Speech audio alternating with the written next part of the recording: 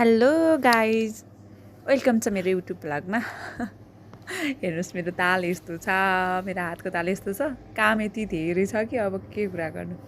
अब एउटा हातले त पक्कै चलाउनु मिल्दैन कम्प्युटर, दुईवटा हात नै लगाउनु पर्यो। त्यही पनि अलिअलि त्यो दुखेको हात भए पनि अलिअलि बिस्तारै बिस्तारै गर्दैछु कामहरू। रहर कि बाध्यता भन्छन् नि, त्यस्तै हो क्या यो पनि। यो चाहिँ मेरो बाध्यता। हात अलि छोटो बनाउनु पऱ्यो भनेर कि अलि भएन।